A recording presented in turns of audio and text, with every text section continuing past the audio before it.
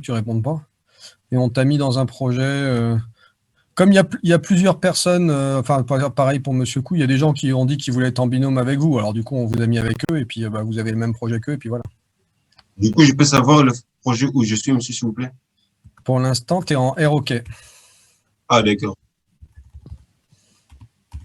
Et quand est-ce qu'on aura la liste définitive? On l'a fait ce matin, donc c'est tout récent. Souvent, on communique pas tout de suite parce qu'on fait ça à plusieurs et puis chacun re-regarde, voir si on n'a pas fait de conneries, si on n'a pas raté des infos. Donc on va re-regarder chacun de son côté, entre Monsieur Discours, Mme Brissard, moi, Monsieur Parrain. On regarde chacun de notre côté, voir s'il y a des choses à faire. Donc on communique pas tout de suite, mais je pense que vendredi, vous devriez avoir l'info au plus tard. D'accord, merci. Après, je crois que quasiment tout le monde, enfin je regarde, tiens. Pour moi, il me semble que quasiment tout le monde a son vœu 1 et son vœu 2, ou son vœu 2, premier ou deuxième vœu. Je ne sais pas s'il y en a qui ont leur troisième. S'il y en a, ça doit être très très rare, il faudra que je vérifie. Et ensuite, pour presque tout le monde, on a respecté les binômes et les trinômes. Sauf ceux qui ont mis, il y en a qui ont mis 10 ou 11 noms. Bon, on n'a pas forcément réussi à les mettre avec les 10 ou 11 personnes, quoi. Donc, bon. Voilà. Allez, faisons des bascules dés. Donc l'idée aujourd'hui, c'est de travailler contre... Enfin, ça n'a rien à voir avec ce qu'on a fait la fois d'avant. Hein. C'est le binaire signé qu'on avait fait la dernière fois. L'objectif, c'est que c'est quelque chose qu'il faut savoir et vous en aurez besoin pour le semestre 2, donc c'est pour ça que c'était là. Mais là, les bascules dés, l'objectif, c'est de travailler sur la notion de... sur l'électronique de la mémoire. Comment est-ce qu'on stocke des informations en électronique? Parce que vous le savez, vous avez fait, de toute façon dans la gamelle par exemple, vous avez des variables, bon ça c'est une chose, mais vous avez des registres, trice A, trice B, port A, port B, tous ces trucs-là, c'est dans la mémoire. Et donc c'est des informations qu'il faut stocker, qui évoluent d'une certaine manière en fonction du temps, en fonction de ce qui se passe à l'extérieur de votre gamelle par exemple. Et donc il faut enregistrer l'info, et qu'elle ne dépende pas du temps en temps réel, il faut qu'on puisse la changer que quand il y a besoin de la changer, qu'il y a un autre système qui dise quand est-ce qu'il faut mémoriser. Et donc, on reviendra sur le premier exemple quand on en parlera. Et donc, la mémoire, une des manières de stocker l'info, le composant qui permet de stocker l'information, on appelle ça une bascule D. Il y a plusieurs types de bascules. Mais, donc, nous, on vous apprend la bascule D. Un exemple de bascule. Alors, avant de parler de bascule D, il faut connaître l'expression front montant, front descendant. Jusqu'à là, quand on parlait de binaire, en binaire, on vous a dit binaire c'est 0 ou 1. Et puis vous savez qu'un capteur, par exemple tout ou rien, il envoie en fait 0 ou 5 volts, mais bon, c'est 0 ou 1. On a des programmes où en fonction de s'il y a 0, on fait ça, en fonction de s'il y a 1, on fait autre chose. Mais là, on va avoir aussi un fonctionnement qui va être différent selon quand on passe de 0 à 1 ou quand on passe de 1 à 0. Donc c'est le fait de changer d'état qui va déclencher des actions. Et donc ce qui nous intéresse, c'est pas seulement de savoir si on vaut 0 ou si on vaut 1. Ce qu'on veut savoir, c'est si on est à un front montant, donc front montant, ou à un front descendant. Notre composant, donc par exemple la bascule D, enfin il y a une bascule D, elle peut faire une action sur front montant ou faire une action sur front descendant, ça dépend des bascules. Et donc le composant qui est ici, là, notre bascule D qui est ici, elle a une entrée qui est notée comme ça avec un triangle, avec cette notation-là. Ça veut dire que la bascule va basculer lorsqu'on détecte un front montant sur l'entrée CLK. Alors qu'on verra après, il y a des bascules D qui ont ce symbole-là et qui du coup basculent lorsqu'on a un front descendant sur l'entrée CLK. Et donc, ce composant, il a deux entrées, l'entrée CLK, l'entrée D, et il a une sortie Q. Ici, on nous explique le fonctionnement. On a un fonctionnement, premier type de fonctionnement, lorsqu'il n'y a pas de front montant sur CLK, donc soit si CLK est à 0, soit lorsque CLK est tout le temps 1, soit lorsque CLK passe de 1 à 0. Donc dans ces trois cas-là, peu importe ce que fait D, Q a la même valeur que précédemment. Et lorsqu'on détecte un front montant dans CLK, lorsqu'on voit un front montant, Q va recopier ce qu'on a en entrée. En fait, ici, en entrée, on a des signaux qui évoluent. Voilà, on peut imaginer qu'il y a des 0 et des 1 qui circulent sur le fil D. Mais l'objectif, c'est de mettre en mémoire l'information qui est sur le fil à certains moments. Et donc, on envoie un front montant sur l'entrée clock, c'est le cas. Au moment où on envoie un front montant, on regarde ce que vaut D et on le stocke ici. Et donc, l'information est mémorisée. Et elle ne bouge pas. Même si D continue de bouger, tant qu'on n'envoie pas un nouveau front montant, on garde la valeur 0. Donc, ça permet de mettre en mémoire une information qui était sur l'entrée à un instant donné. Donc, pour expliquer le fonctionnement d'une bascule D, on a notre table de vérité ici. Et ce qu'on fait souvent, et ce que vous allez faire en TP demain, on regarde un chronogramme. On regarde l'évolution au fur et à mesure du temps. Donc, imaginons, on a simulé. Voilà, ça, c'est ce qui se passe à l'entrée, sur le fil qui est relié à l'entrée D. Donc, le signal évolue, il est parfois à 0, parfois à 1. Il change de manière non périodique en fonction du temps. Bon. Et l'entrée CLK, on l'a reliée à une horloge, donc elle est très régulière, elle. À chaque fois que l'horloge fait un front montant, l'entrée Q va recopier ce qu'elle voit à l'entrée D. Donc ici, D vaut 1, donc du coup, Q se met à 1. Et Q vaut 1 jusqu'à ce qu'il y ait un nouveau front montant. Nouveau front montant, on recopie ce qu'il y a à l'entrée D. Donc maintenant, Q vaut 0. Nouveau front montant, on recopie, et donc maintenant, on vaut 1. Monsieur?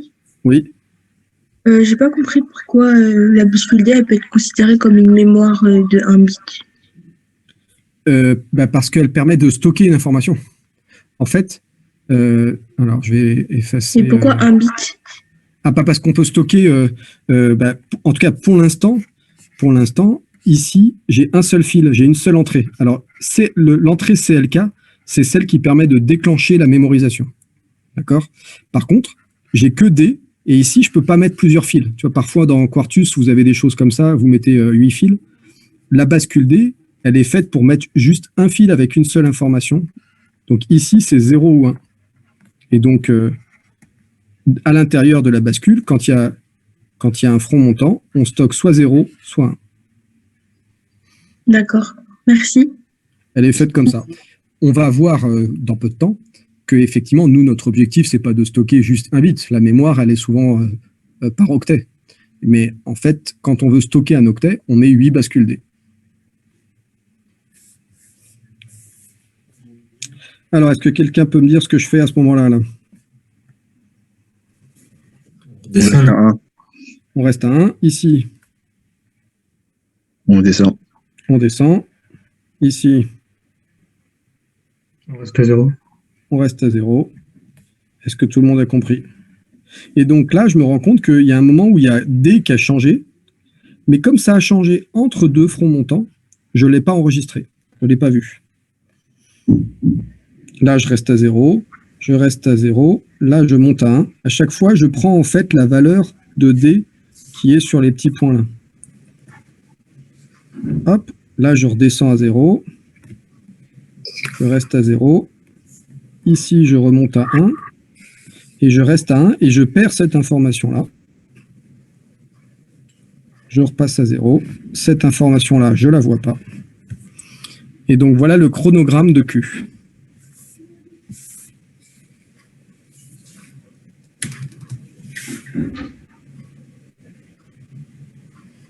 Alors, ici, on a mis dans l'entrée CLK. CLK, c'est la diminution de clock. On a mis une horloge. Donc, c'est très régulier. Mais on va le voir dans des applications après qu'on est en pratique même d'ailleurs, souvent, c'est pas l'horloge qui est mise sur CLK, c'est le contrôleur. C'est la partie du micro qui dit justement aux mémoires quand est-ce qu'elles doivent enregistrer une information. Donc, il y a un contrôleur qui dit « Ah, il y a le programme qui demande à mémoriser, donc j'envoie un front montant sur les bascules et les bascules, en quelque sorte, ouvrent la porte, stockent l'information qui est en entrée et referment la porte et comme ça, l'information est stockée jusqu'au prochain front montant où on changera l'information qui est dans la bascule. » Je peux effacer le chronogramme? Monsieur? Oui. Moi, j'ai une question. En fait, Oui, c'est juste oui. par rapport à l'horloge clock. Oui. Du coup, ça prend la valeur de 2 et Q. Je veux dire, En si, fait, clock, si on a 000, 000 aussi entre 2 et Q, du coup, clock, ça va prendre la valeur non. de... Clock, ça prend pas des valeurs. Clock, c'est là pour nous, on a mis un signal en entrée de clock qui est un signal périodique, qui est géré par l'horloge du microcontrôleur, par exemple. Donc ça, c'est une entrée, ça. D'accord. Ça, c'est une autre entrée. Et donc la bascule D, c'est la valeur de la bascule D, c'est la valeur de Q, on va dire. C'est l'information qui est stockée dans la bascule D, c'est Q. Ok. Du coup, lorsqu'on va faire notre tableau de vérité, on va remettre dans la partie sur la colonne clock. Non, Vu non, que- non. Quand on fait la table de vérité, on dit en fonction des entrées, donc en fonction de ce que fait clock et en fonction de ce que fait D, on explique ce que fait la sortie. Les tables de vérité, c'est toujours d'un côté, tu as les entrées, tu décris tous les phénomènes possibles des entrées, tous les cas possibles des entrées, et après, tu remplis ça. C'est ça une table de vérité. Tu expliques les sorties selon ce que font les entrées.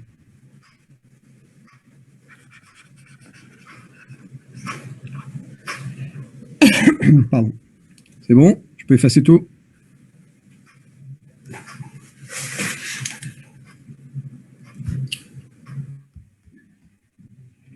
Alors voilà une bascule D un petit peu plus compliquée, telle que vous pourrez les trouver dans Quartus. On retrouve l'entrée CLK, même si donc là on a pris le dessin Quartus, ils l'ont pas appelé CLK, parce qu'encore une fois, on n'est pas obligé de mettre l'horloge sur cette entrée-là. On a notre entrée D, notre sortie Q, et puis on a deux autres entrées, PRN et CLRN, preset et clear. Donc là, on a une table de vérité qui est plus compliquée. Alors, cette table de vérité, si on veut la lire ensemble, on va la décomposer en deux parties. On dit, si on envoie un niveau haut, donc j'explique d'abord cette partie-là. Si on a un niveau haut, ça veut dire 1. Je pourrais effacer tout ça et mettre des 1. Ça, on a mis la doc de Quartus. Donc si on envoie un 1 ici et un 1 ici, dans ce cas-là, en fait, si on analyse, c'est la table de vérité de ce qu'on a vu avant. Bascule D précédente. Pourquoi je dis ça? Parce que je vois que quand il y a un front montant, la sortie est égale à l'entrée. Donc si on a un 0 ici, on a un 0 ici. Si on a un là, on a un là. Et sinon, on aurait pu résumer ça avec un X. Peu importe ce que vaut clock, que clock soit à haut, que clock soit à bas, soit à 0 ou à 1, peu importe ce que vaut D, Q est égal à ce qu'elle valait avant. Q est égal à Q0. Q est donc égal au level of Q before clock pulse. Donc Q est égal à l'information qui était déjà dans Q avant le pulse, la pulsation d'horloge, avant le front montant d'horloge. Monsieur? Oui. Vous pouvez redire à quoi ça sert PRN et Clear? Bah, pour l'instant, j'ai pas dit. Donc je vais Ok. le dire. En fait, je dis juste quand PRN et quand preset et clear, on va les appeler comme ça, quand preset et clear sont à 1, sont au niveau haut, la bascule fait la même chose que ce que j'ai expliqué avant. Et donc ensuite, il y a un deuxième type de fonctionnement. En fait, si on regarde, lorsque clear est au niveau haut, ça force Q à 1. En fait, le clear permet de forcer la sortie Q à autre chose que l'entrée. D'accord? Et lorsque clear est à low, ça force la sortie à 0. Et maintenant que je l'explique, parce que je me rends compte que je découvre un peu en même temps, enfin, je ne l'avais pas fait depuis longtemps, je me demande bien à quoi sert l'entrée PRN. C'est complètement con. Qu'est-ce qui se passe? On n'a pas le HH. Ça sert à rien cette entrée PRN. C'est expliqué après ou quoi? Preset, mise à 1. Donc ils disent que le preset sert à remettre à 1. Bon, ouais, je ne suis pas convaincu. Hein. Hop, c'est ici. Je me remets en face. Ils disent que le preset sert à remettre à 1 quand il est à low. Ouais. Ah, mais non, je suis con. Oui, ça y est, c'est bon. Donc, preset et clear permettent de forcer à 1 ou à 0 la sortie. Parce que H et H, c'est en dessous. H et H, c'est donc quand c'est H et H, c'est une bascule D. Dans les autres cas permettent de forcer à 1 ou de forcer à 0.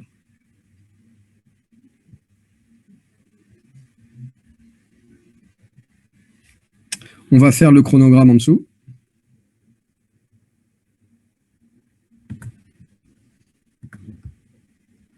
Monsieur? Oui. C'est-à-dire que si clear il est à H, ça force l'entrée à... Alors, il faut que clear soit H et que preset soit à L pour forcer à 1. Ok. Parce que si clear est à H et que PRN est à H, c'est le fonctionnement bascule D. Ok. Donc là, on a 4 entrées. Hein. Clock, PRN, clear et D. Donc, on va couper ça en plusieurs zones. Je vais couper. Hein, je me dis comment analyser ce truc-là pour quand on n'a pas l'habitude des bascules, ce qui est votre cas, et ce qui est pas loin d'être le mien aussi, c'est pas ma spécialité. Soyons francs. Si je me mets ici, pourquoi est-ce que je délimite cette zone-là? Sur cette partie-là, j'ai CLRN égale H égale I 1 et PRN aussi. Donc là, je suis en fonctionnement basculé. D'accord? Ici aussi.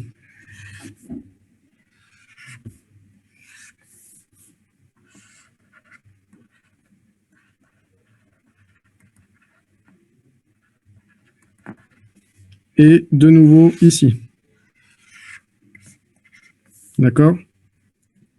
Donc, qu'est-ce qui se passe avant?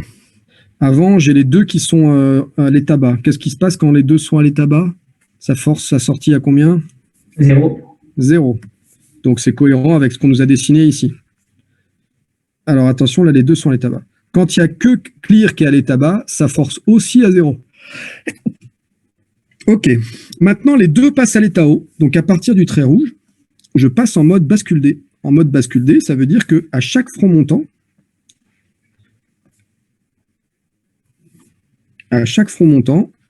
la sortie recopie l'entrée. Donc, tant que j'ai pas un front montant, la sortie, elle bouge pas. Hop, là, j'ai un front montant d'horloge. Donc, du coup, j'interroge je regarde ce qu'il y a en entrée de D et je recopie. Donc, je reste à 0. Front montant, je recopie. Et ainsi de suite. Je recopie là. Je recopie celui-là. Je recopie celui-là. Celui-là, je le recopie. Ah, là, je monte puisqu'il y a un 1. Celui-là, je le recopie, donc je redescends. Et j'arrive là. Sauf que là, je change de mode. J'ai PRN qui passe à 0. Qu'est-ce qui se passe quand PRN est à 0 et que clear est à 1? Ça force à 1. Force à 1. Et donc là, c'est indépendant de l'horloge. À partir du moment où PRN est à 0 et clear est à 1, on force à 1. Donc je remonte. Je remonte. pas longtemps, mais quand je dépasse le nouveau trait, je suis repassé en mode bascule D, sauf qu'en mode bascule D, il faut que j'attende un front montant. Monsieur, s'il vous plaît, excusez-moi. Oui, Est-ce que vous pouvez réexpliquer la dernière chose? ouais. Hop, je reviens un peu en arrière. Je suis arrivé ici. OK? Je suis arrivé à cet instant-là. À cet instant-là, il y a, je sais pas qui, je sais pas quoi, quelqu'un qui a mis 0 sur PRN. Et 1 sur CLRN. Si on regarde, ça va être un peu moche, mais tant pis. Si on regarde la doc, lorsqu'il y a 0 sur PRN, c'est-à-dire low, et 1 sur CLRN, c'est-à-dire high, Q est forcé à 1. OK ou pas? Donc, c'est où? C'est ici. Donc, on me dit, la sortie doit être forcée à 1, pile à cet instant-là, de manière instantanée et immédiate. Je vais dire la même chose, mais c'est histoire d'insister. Donc, au moment où PRN passe à 0, clear à 1, la sortie est forcée à 1. Et elle est forcée à 1 tant qu'elle ne voit pas un nouveau front montant. Tant que la cloque ne voit pas un nouveau front montant. C'est bon pour toi? Oui, c'est bon, c'est bon. OK. Merci. Front montant suivant, on repasse en mode bascule D. C'est-à-dire que je regarde l'entrée et je recopie. Je regarde l'entrée, hop, je recopie. Je regarde l'entrée, je recopie. Ah, bim, je m'arrête. Je m'arrête parce qu'il y a, entre PRN et CLRN, il y en a une des deux qui a changé. Donc j'ai PRN qui vaut 1 et CLRN qui vaut 0. D'après la table de vérité, ça force la sortie à combien, ça? À 0. À 0. Donc là, même si ce n'est pas au moment d'un front montant, les fronts montants, ils sont ici, c'est asynchrone, on dit. Le fonctionnement en bascule D, il est synchrone avec l'horloge, alors que là, je suis asynchrone par rapport à l'horloge, on me force à 0. Et on me force à 0 tant que clear est à 0. Donc là, il y a beau y avoir un front montant, je m'en occupe pas, on me force à 0.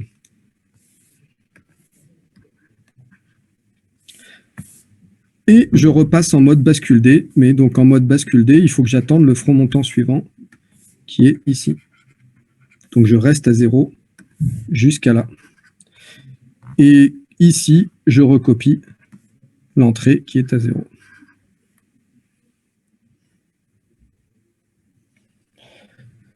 Donc là, on est sur de l'informatique, de l'électronique numérique. Hein.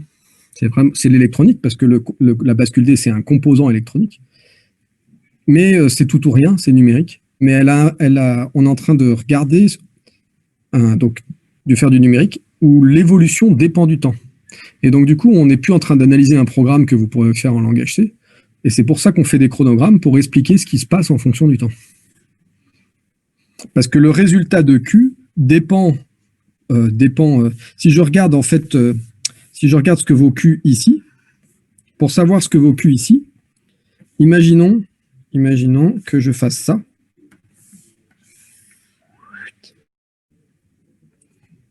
Et je vous demande que vaut Q sur le point qui est là. Je vous demande, est-ce que j'ai raison? Est-ce que effectivement Q est ici ou est-ce que Q est ici? Vous ne pouvez pas répondre, parce que ça dépend de ce qui se passe dans le carré noir.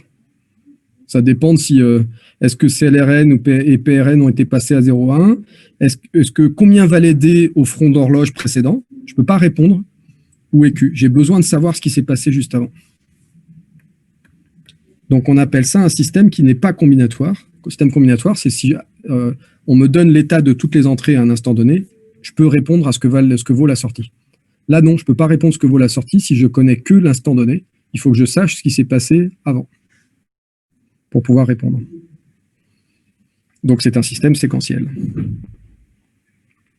Est-ce que c'est bon pour vous, le résultat du chronogramme de Q? C'est bon, monsieur? Je peux effacer? Monsieur, s'il vous plaît? Oui. Moi, je me posais juste la question sur la table de vérité. Oui. Lorsque c'est un truc comme un gamma tiré truc, sans faire comme un truc comme un S, mais en figure, En fait, ça veut dire quoi? Parce Alors, que attends, elle, t'es dans la table de vérité qui est oui. de la bascule D, là? Ouais, tout en haut.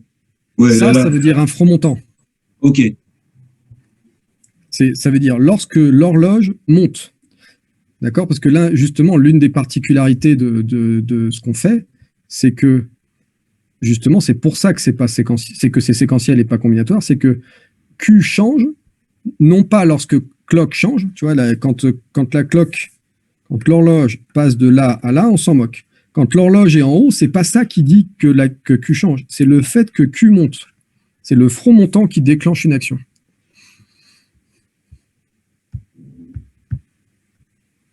Merci.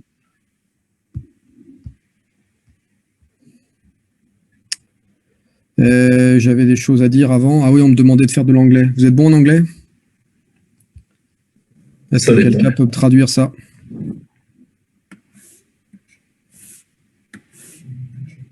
Level of Q before clock pulse. Ouais, c'est le niveau de Q avant l'impulsion de l'horloge. Très bien. Niveau de Q avant l'impulsion sur l'horloge. Ou avant le front montant, parce qu'on traduirait ça par front montant, mais impulsion, ça me va très bien. Impulsion de l'horloge. Je traduis littéralement du coup. Ouais. All flip-flops are positive edge triggered. Pas la moindre idée, qu'est-ce que ça veut dire ça? Trigger, c'est le C'est quoi déclenchement. triggered? Déclenché.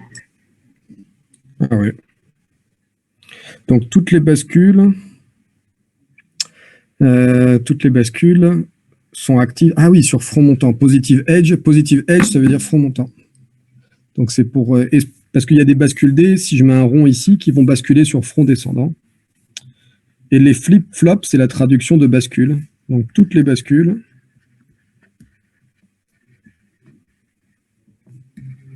sont actives ou activées sur front montant.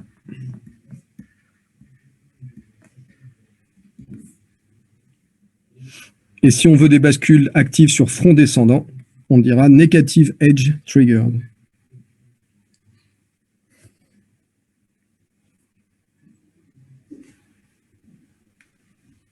Dis-moi, monsieur. Oui. Du coup, vous avez dit le PRN et le CLR. En fait, ce sont des entrées, c'est ça? Des entrées de. Oui, c'est des entrées, oui. Il n'y a qu'une seule sortie. D'ailleurs, tu vois, regarde dans le tableau, inputs, output. Donc, dans cette table de vérité, le but d'une table de vérité, c'est d'expliquer ça pour tous les cas possibles des entrées. Et c'est quel type? Et l'entrée, ce sont des entrées en. Ah, c'est tout ou rien. C'est tout ou rien? Ok, oui. d'accord. Alors, c'est 0 ou 1, sauf qu'au lieu de 0, ils ont mis L, et au lieu de 1, ils ont mis H. Low level ou high level. D'accord, merci. Ok. Et quand on met une croix, ça veut dire que peu importe. En fait, ce truc-là est prioritaire sur ce que vaut clock et ce que vaut D. À partir du moment où PRN vaut 0 et que CLRN vaut 1, forcément, Q vaut 1. Et c'est pour ça qu'il n'y a pas 32 lignes, parce que normalement, il devrait y avoir 32 lignes dans une table de vérité avec 4 entrées. 32 ou 16? 16. Oui, 16 lignes. Mais donc, il n'y a pas 16 lignes parce qu'il y a des lignes qu'on n'a pas écrites. Une autre question, monsieur, s'il vous plaît. Sur notre table de vérité de TP qu'on doit rendre, du coup, on doit comment faire référence à ces tables de vérité ou c'est juste d'une manière nominative? Attends, refais ta question, j'ai pas compris. En fait, on doit faire aussi une table de vérité dans notre TP qu'on doit rendre demain. Du coup, on doit en fait référer à ça ou ça, et c'est juste d'une manière nominative. Si on vous demande de faire la table de vérité d'une bascule D, ça veut dire de recopier la table du cours. Je sais pas, j'ai pas le TP. Attends, je vais essayer de chercher le TP. Je me demandais pourquoi tu me posais plein de questions sur les bascules D, sur les tables de vérité. Je comprends mieux. Est-ce que j'ai eu le sujet de TP, moi? Est-ce que j'étais en copie du mail? Document EN3. Cours TD. Ah, je suis pas. C'est Monsieur Discours peut-être qui a envoyé le sujet de TP. Je l'ai pas reçu, moi, le sujet de TP. J'ai été puni.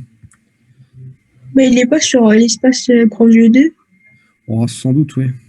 Je peux vous l'envoyer par mail si vous voulez. TPEN3. Attends, je le retrouve, je l'ai dans mes documents. Alors, c'est peut-être un vieux.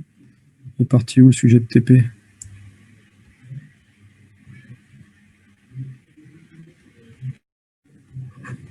Alors,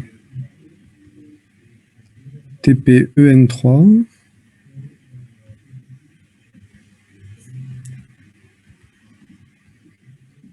S'il y en a un qui n'a, vous pouvez le mettre dans le chat, même de Zoom. Hein. Ça ira peut-être plus vite, parce qu'effectivement, je pensais le retrouver vite, mais je ne l'ai pas.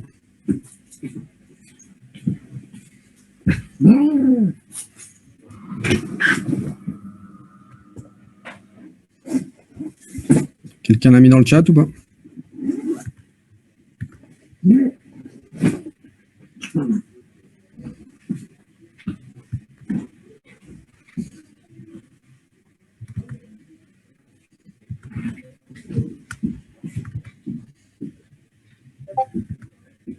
Si c'est fait.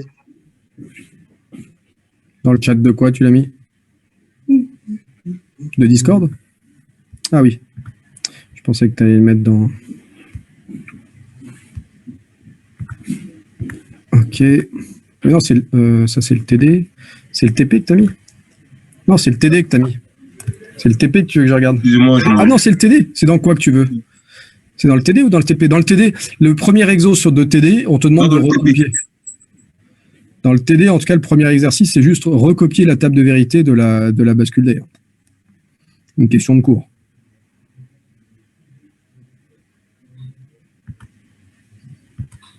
Du coup, c'était juste par rapport au nombre de lignes et des colonnes qu'on doit mettre.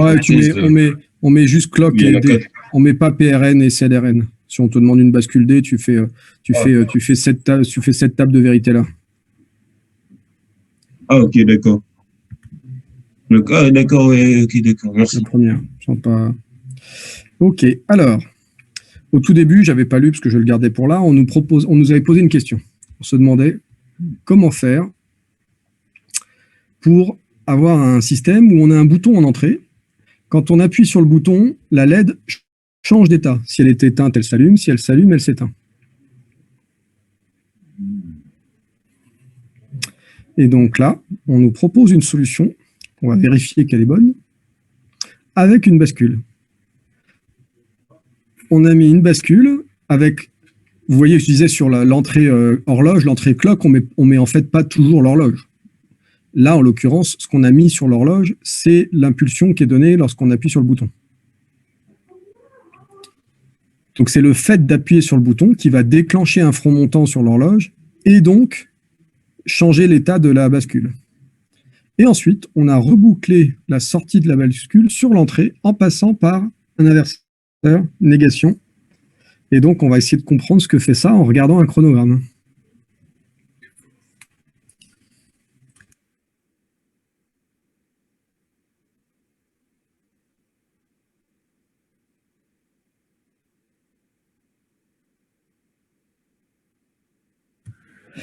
Alors, donc on nous a mis l'entrée D à 1 au départ et la LED à 0. Quelqu'un appuie sur le bouton. Donc on a un front montant ici. Parce qu'on voit qu'on est en front montant là. Que notre bascule, elle est active sur front montant. Comme on a un front montant, Q va recopier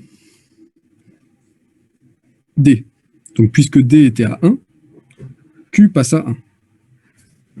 Mais c'est-à-dire qu'au tout début, ça dépend pas de... Il y a un moment où il faut initialiser le système, effectivement. Hein. Donc, il faut qu'il y ait... en fait, c'est même à ça que servent Clear et PRN. C'est que la première valeur de D, comment on fait pour définir une entrée sur D au départ, quoi. Il faut bien qu'il y ait quelque chose, quoi. Et donc, c'est les autres entrées qui nous permettent de démarrer le système, quoi. De dire forcer à 1 ou forcer à 0 l'état de la LED au départ, quoi. Ok. Donc là, on ne nous le dit pas, mais effectivement, il y a un moyen qui a été utilisé pour mettre D à 1. Pour mettre D à 1, il faut mettre Q à 0. Pour mettre Q à 0, on a mis Clear à 0. Et comme ça nous a permis d'initialiser le système. en début de programme. Là, il y a un front montant, donc on recopie l'état de l'entrée. Donc, Q passe à 1. Et ça ne change pas jusqu'au prochain front montant. Mais si Q est à 1, si j'ai à 1 ici, étant donné que là, j'inverse, D passe automatiquement à 0.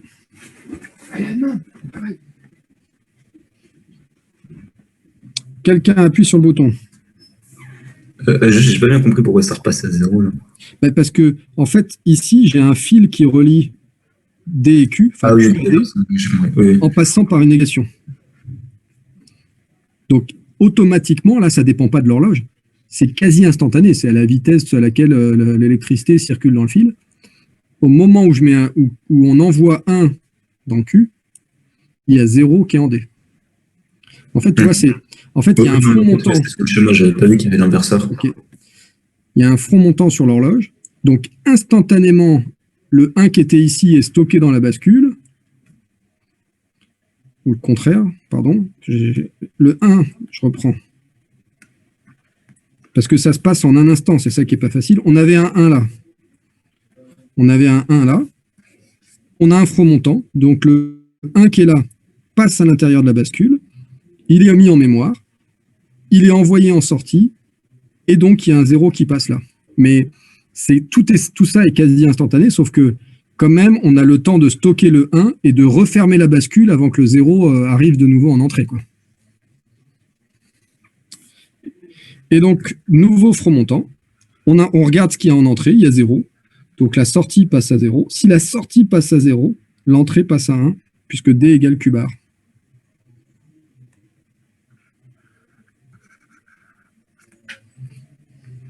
En fait, si on avait une échelle de temps qui nous permettait de voir entre guillemets, la vitesse de l'électricité, on aurait ici un petit décalage de temps et ici un autre petit décalage de temps, le temps que le 1 qui est là arrive en 0 en entrée, quoi. Mais ça se fait tellement vite qu'on n'a pas le temps de toute façon de réappuyer sur le bouton, quoi. Donc nous, on le présente de manière théorique comme ça. Et ainsi de suite. À chaque fois que quelqu'un appuie sur le bouton, on recopie l'entrée. Et comme on a un inverseur, et donc on voit effectivement que la LED, elle change d'état à chaque fois qu'on appuie sur le bouton. C'était ce qu'on voulait faire. Et potentiellement, elle change d'état très vite si on appuie plein de fois sur le bouton.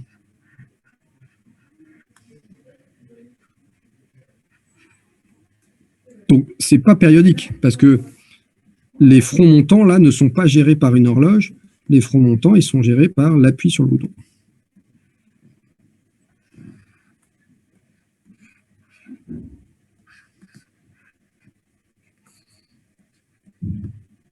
Donc, voilà une utilisation, par exemple, de la bascule D. Ça permet de mettre en mémoire l'état. En fait, on garde en mémoire l'état de la LED. On garde en mémoire est-ce que la LED est allumée ou pas.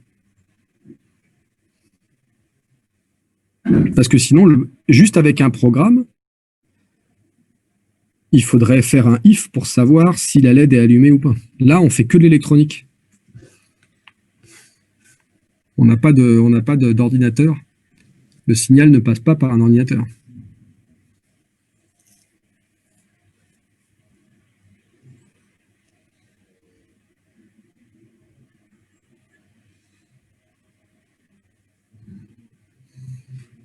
C'est bon pour vous?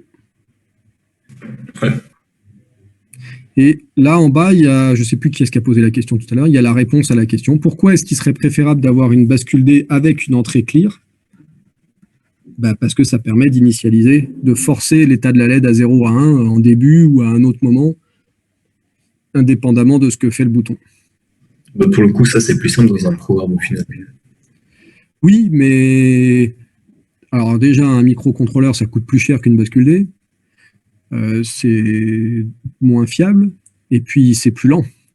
Si tu fais faire ça à un programme, tu auras toujours un petit temps de latence entre le moment où tu appuies sur le bouton et le moment où ça s'allume, parce que le temps que ça passe dans le programme.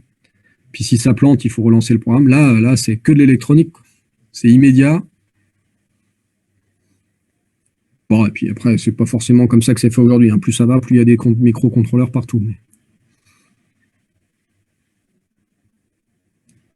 J'efface tout.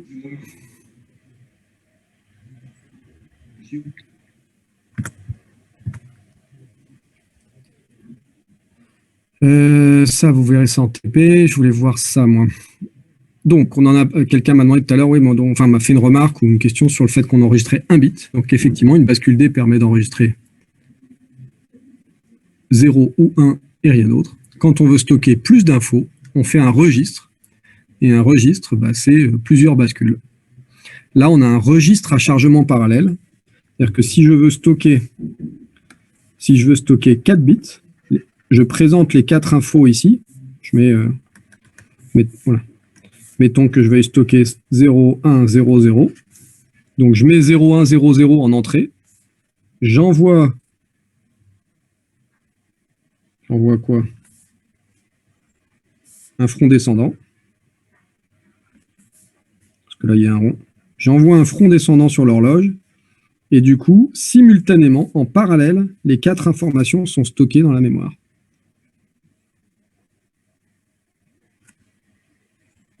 Mais la partie clock, c'est pas nous qui gérons, non? Ah non, ça peut être un programme. Mais en fait, quand toi t'écris tris A égale machin truc bidule chouette égale 0x FE, en fait, le programmateur, le contrôleur, il sait que quand il gère cette ligne, il doit envoyer un front montant ou un front descendant sur le registre tris A pour pouvoir stocker le 0x F2 dans un certain registre, dans la mémoire.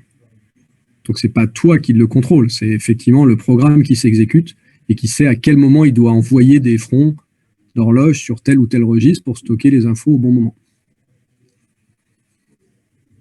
Là, on est en train de regarder du matériel très très bas niveau. C'est comment est stockée l'information au cœur du microcontrôleur, quoi. Donc, ce n'est pas des composants que vous allez manipuler. C'est de l'ordre du micromètre. Une bascule permet de stocker un bit. Dans votre téléphone, vous avez dans votre carte SD, dans une carte SD, il y a combien de mémoire?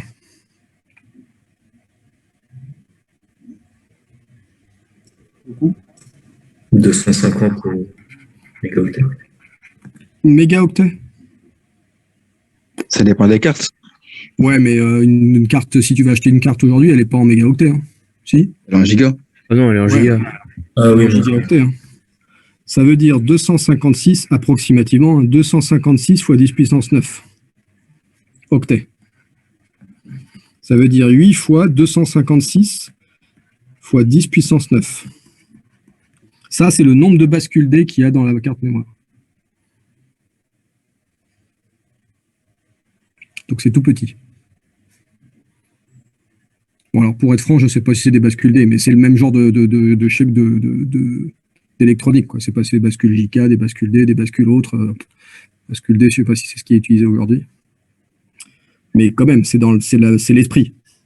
C'est un composant qui permet de stocker un bit et il t'en faut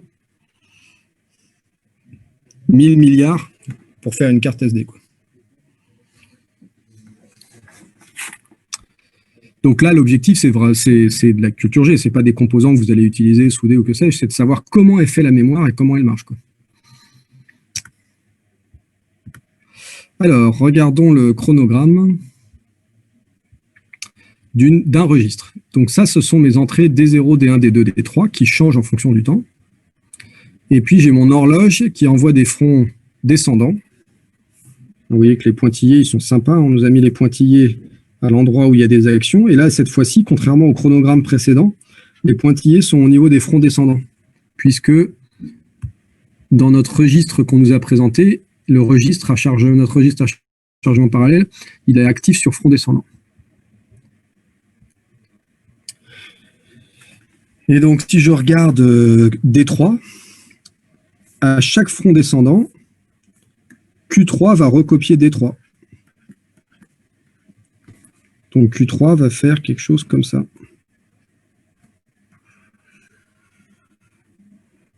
Ici, ça vaut encore 0. 1, et là, ça remonte. Donc voilà ce que vaut Q3. Q2 va recopier D2, donc hop, il change que à partir de ici. Donc on est égal à 1 jusqu'à là.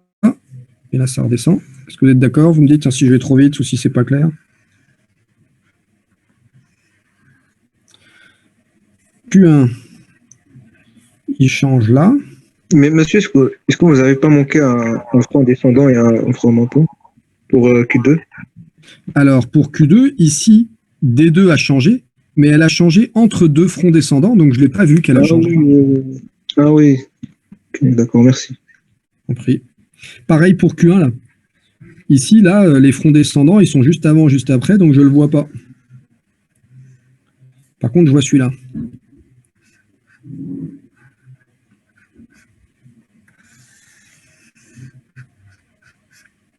Et Q0, ça vaut 0 jusqu'à ici. C'est là que ça change.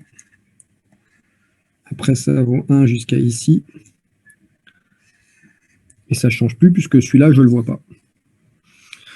Et donc, comme je stocke 4 informations, plutôt que de donner l'évolution comme ça des 4 sorties, je peux donner l'évolution de Q3, 0, autrement dit, du nombre à 4 bits, et dire combien il vaut. Donc, il vaut 0.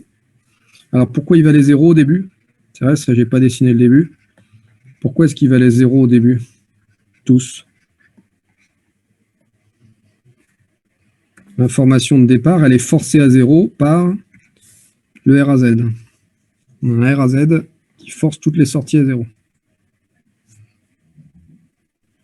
Est-ce que le RAZ, c'est comme le CLRN d'avant? Je ne sais pas si quelqu'un a parlé, j'ai cru entendre des murmures. Mais... Oui, vous m'entendez? Ah, on t'entend, mais très faible. Je ne sais pas si c'est moi ou quoi, mais... Crie dans ton micro. Oui, vous m'entendez mieux? Non, mais on fera avec. Vas-y. Je demandais en fait si le RAZ ici, c'est comme le CLRN d'avant. C'est un peu le même fond. Oui, c'est la même chose. Un clear RAZ, ça va être la notation française. D'accord. Parce que remise à 0, il n'y a qu'en français que ça se dit RAZ. Ok. Après, ça dépend comment c'est câblé. Le clear, comme le RAZ, ils peuvent remettre à 0 quand on envoie 0 ou quand on envoie 1. Ça dépend. Mais il ne peut pas avoir de clear sans preset. Oui. Mais du coup, le RAZ, il correspond à quoi alors? En fait, parce que le RAZ, il force à 0, mais il ne permet pas de forcer à 1. Il faut que tu en aies 2. Si tu veux pouvoir forcer à 0 ou forcer à 1, il faut que tu aies 2 entrées en plus de la cloque et du dé. Ok. D'accord. Donc ici, si on met... Ici, on a 1, 1, 0, 0, ce qui fait bien C. Alors que ici, j'ai 0, 1, 0, 0, donc ça fait 4. Et donc, ça fait 4 tant qu'il n'y a pas de changement. À partir de là, j'ai 0, 1, 0, 1, ce qui fait... Combien vaut Q? 5. 5. Là, ça ne change pas, ça vaut 5. Ici, j'ai 0, 0, 0, 1. 0, 0, 0, 0.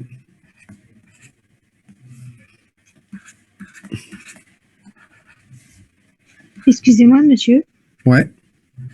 C'est comme une table pas une table de vérité, mais le 1 correspond au bit. Au Par bit exemple, de... pour le 4, Ouais. il correspond au bit 1, 0, 1, et au bit 2, c'est ça? C'est ça. En fait, c'est Q3, Q2, Q1, Q0. Ah, d'accord. Ok, d'accord, merci. C'est bon? Oui, merci.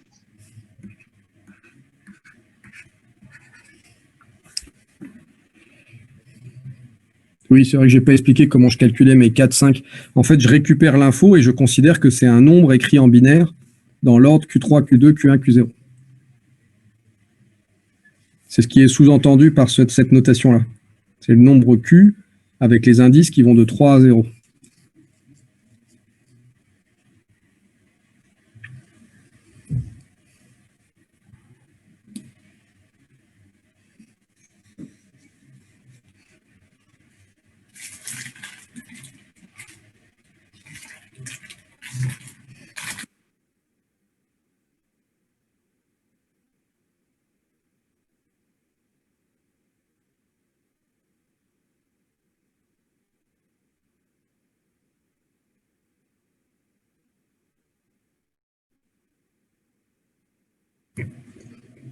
C'est bon?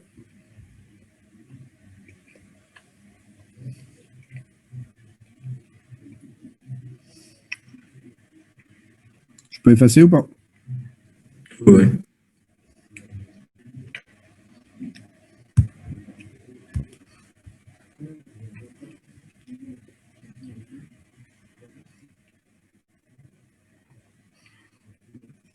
Alors, donc le principal intérêt, c'est d'enregistrer. On a des signaux, là, typiquement, là, les entrées, on va dire, X0, X1, X2, X3, qui bougent, mais pas tous en même temps. Imaginons, ici, j'ai des entrées. Voilà. Peu importe ce que c'est. Ici, j'ai des composants.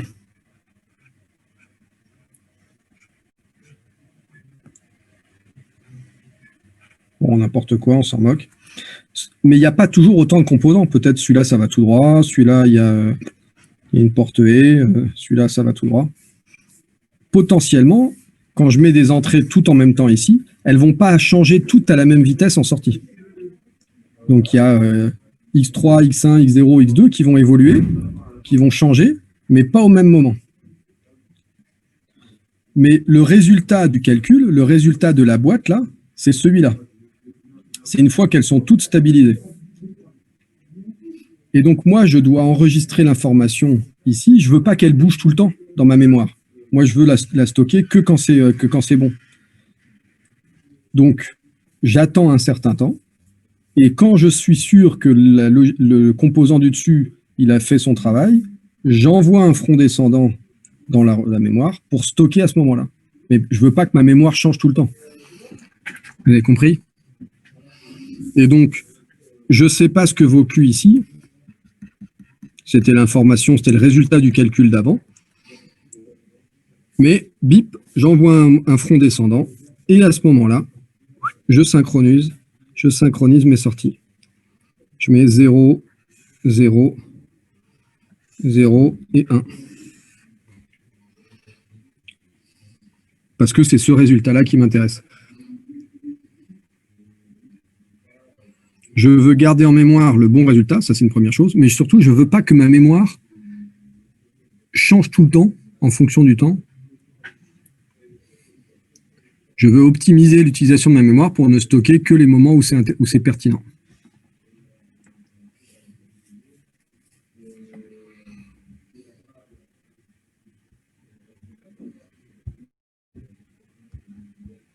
Ah, bah c'est fini. Ok. Eh ben, on va passer au TD.